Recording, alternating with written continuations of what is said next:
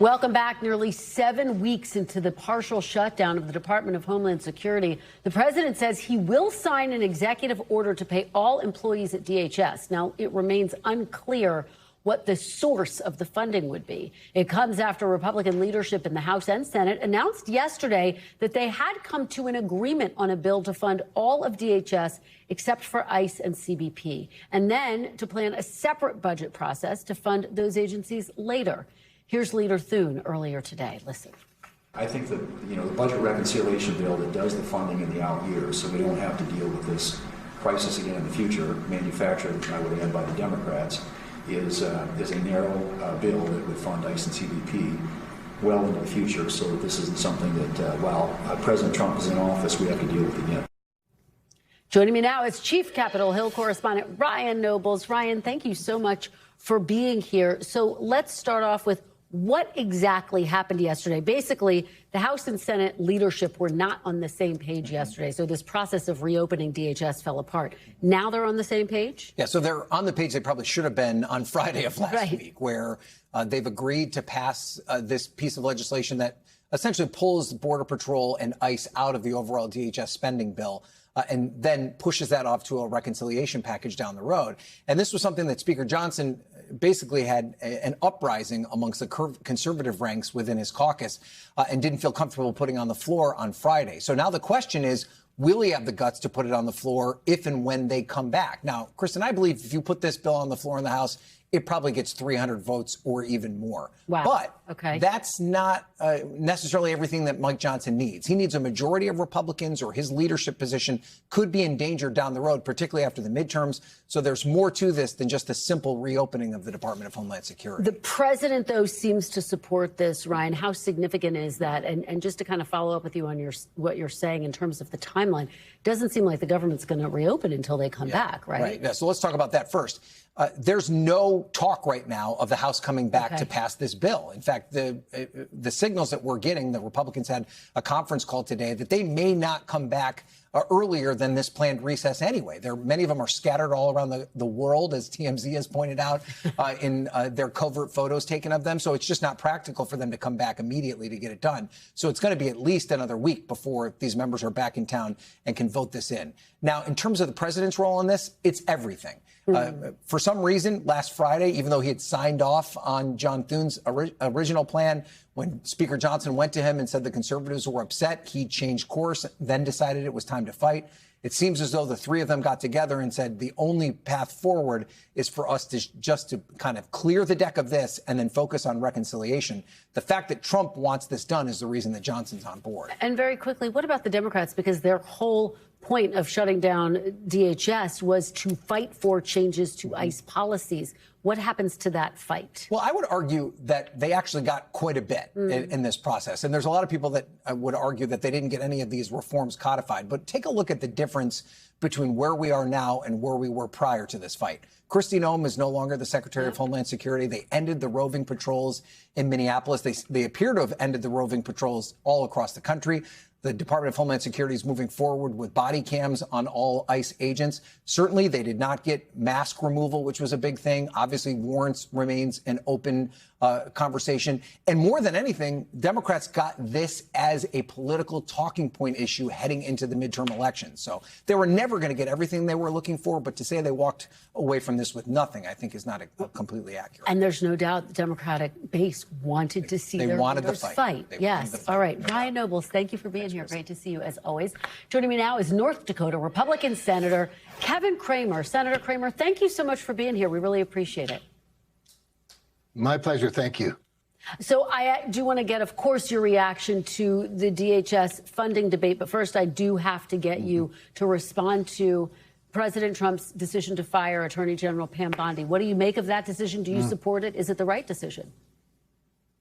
Well, I support it because it's his decision to make. And to be honest, I'm not on the Judiciary Committee. I don't follow DOJ necessarily real closely, at least not her part of it. I follow the environmental division much more closely. And, to be honest, this may seem strange. I've never met Pam Bondi. So that goes to show how little I think about it. However, it's his call to make. It seems to be a pretty friendly departure on her part, transition. I think that's all appropriate. Obviously, they like each other, they support one another, but he clearly wanted to go another direction. I think Todd Blanche, by the way, is fantastic. I think he'll be a great interim AG until such time as somebody's named the permanent AG, and it may be Todd, I don't know, but the department will be in good hands. All right, let me turn to your reaction to the president's post, this DHS funding fight that he will sign in order to pay DHS employees, he says. Let me ask you, Senator, from a legal perspective, does he actually have the authority to do that? Where does the money come from? Yeah, I don't know. I mean, I think, first of all, he signed off last week on the deal that 100% of the United States Senate voted for, that Speaker Johnson took a lot of heat for, and now he's on board with. And I think your discussion with Ryan was right on point. And not surprisingly, Ryan knows what's going on in the Capitol. The good news is that we have at least a short-term solution for this fiscal year that I think works. If he had to fund the entire agency by some sort of executive order, there's a lot of money from the reconciliation bill from last year, the Working Families Tax Cuts. There is money, of course, for TSA that he's using now through executive order, because TSA is actually funded by a tax on airline tickets. So maybe a lot of it could be funded, but certainly not enough. FEMA, for example, you never know what's going to come up in terms of some sort of a disaster. The Coast Guard, my goodness, they're very, very important to the security of the country, and they need to be paid. So it'd be far better if we get this package done, and then Republicans can move forward with the rest of ICE and CBP, which is ludicrous to me that Democrats somehow think that we shouldn't have customs and border patrol. But we can do that through reconciliation. And as long as we keep it narrow, Kristen, I mean, that's a big deal, because budget reconciliation is a long process. It doesn't happen quickly. You have to reconcile a budget, first of all, and then you have to have, the amendment votes and all of that, and exhaust the United States Senate overnight and get to something, like he says, by June 1st. So it's all doable. I like the plan. I supported it last week. I support it this week. I just hope more of my colleagues from the House will support it next week, if that's what it takes. Senator, let me follow up with you on that point, because as you rightfully point out, this passed in the Senate, got to the House. Presumably Speaker Johnson had signed off on it, and then he was all of a sudden dealing with this revolt. What is your level of confidence that when Congress is back in session, it will be able to reopen the government within a matter of hours or days? I'm pretty confident of it, Kristen, largely because your point to Ryan was right on. With the president weighing in like this, does that help? It's everything, as he said. Now, with very narrow margins, it's more difficult. But I think you all are right on point when you talk about a lot of Democrats will vote for this in the House. The problem is as more Democrats vote for it, more Republicans feel the liberty to peel off, so they can maintain their talking point as as staunch conservatives, and then let the Democrats pass it. I don't like that. I've never been a person that did that in the House or the Senate. That's why I always vote early. I want to be somebody who follows my vote, not the other way around. But having said that, I do think, I'm pretty confident that it will pass, because getting part of this, somebody has to step in and be the adult. Maybe that's the way to put it. Somebody has to step in and be the adult. We cannot simply leave the entirety of DHS, or the majority of it, unfunded. Democrats have chosen to do that. As painful as it might be, we have to do as much as we can with what we have, and then work in reconciliation to get the rest. Senator Cramer, let me turn now to Iran. The president obviously gave an address to the nation last night. What did you make of his address? Did he provide the clarity that you were looking for on his goals and the timeline of this war and his strategy for winding it down? Well, I was satisfied with it, and I'm on the Armed Services Committee, so I get pretty regular briefings on all of that, including the tactics. I think one thing I always try to keep in mind and remind my constituents is when the president speaks in a primetime address, especially, he's not just talking to Americans, he's talking to Iranians, he's talking to allies and other adversaries. And so I think with that in mind, that he was plenty clear. One thing he's been very consistent about, and that is the timeline in general. Now, he's not going to give the battle plan, nor should he, nor should we expect him to. He's going going to, on the one hand, use the big stick, and on the other hand, he's going to negotiate while he has the big stick in his hand. So I thought he was fine on the timeline. I do take him at his word when he says 2 to 3 weeks. It certainly looks like we're getting to that point. I don't think he's any more eager to keep going than anybody else is, but he's not going to walk away before the job's completely done or before allies come in and help in the Strait of Hormuz, which we see happening now. Prime Minister Starmer has talked about putting together a coalition of 35 leaders from Europe. There's much more for them in the Strait of Hormuz than there is for us in the United States. So it's nice to see some allies coming along. You have seen the recent polling, though, Senator. It shows this war is deeply unpopular. Recent Reuters poll, 60% disapprove, 35% approve. CBS YouGov, 60% again disapprove, only 40% approve. Do you think the president should have delivered this address sooner to make his case to the American public early on in the war, in the early days of the war?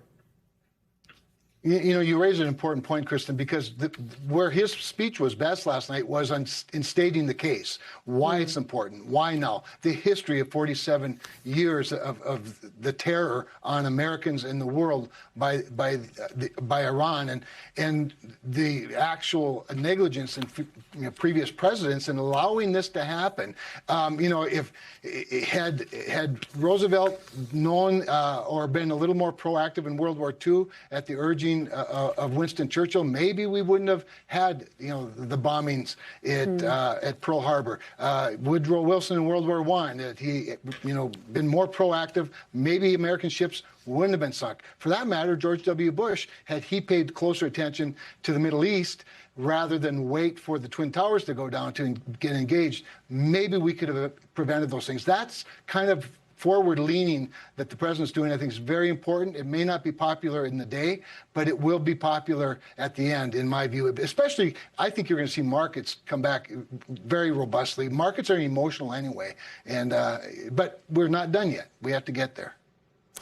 Indeed. I do want to get your reaction on a separate topic to some remarks that President Trump made. This was yesterday, and just for a little bit of context here, what is referred to as the press pool was not at this event. The event was posted separately and captured by a different set of cameras. But I want to play a little bit of what President Trump said that I think got a lot of attention. Take a look.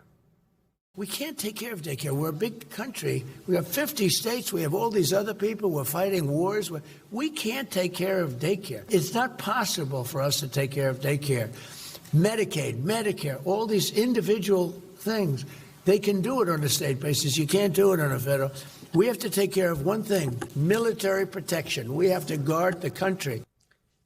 Now, we need to note that the White House said in a statement the president was actually talking about rooting out fraud in those programs. But what do you make of those comments, Senator? Well, a couple of things. First of all, from a constitutional basis, he's pretty much right. I mean, there's defending the shores of the country in the Constitution, and then, of course, there's interstate commerce. All of these other programs that come along since, that's not to say they're unimportant. With regard to Medicare, let's face it, I mean, Medicare is going to be insolvent fairly soon, but that's a federal program because it's a tax that funds it, and the tax is paid by everybody that will eventually be on Medicare. But we're going to have some reforms for sure to make sure it remains solvent rather than insolvent. So Medicaid is a state program that's largely funded by the federal government. Healthcare, we did some pretty good things, I think, with healthcare, with daycare. In the last bill, the reconciliation bill, the Working Families Tax Cuts, and by the way, on healthcare, where we provided some more freedom, rooted out some of the fraud. A lot of that should help. But to his point about states, and I think it's a really important one going forward, with the kind of debt and deficits we're running at the federal level, I would prefer to see us, with these federal programs, provide money to the states and then let the states, the governors, the state legislatures, distribute that money in a way that makes the most sense for them. And then they should also buy into it, like they do with Medicaid. I think there's a lot more of that can be done that would be efficient and I think much more productive with taxpayer dollars. All right, Senator Kevin Cramer, thank you so much for joining us. We really appreciate it. Always my pleasure. Thank you, Kristen. We thank you for watching, and remember, stay updated on breaking news and top stories on the NBC News app or watch live on our YouTube channel.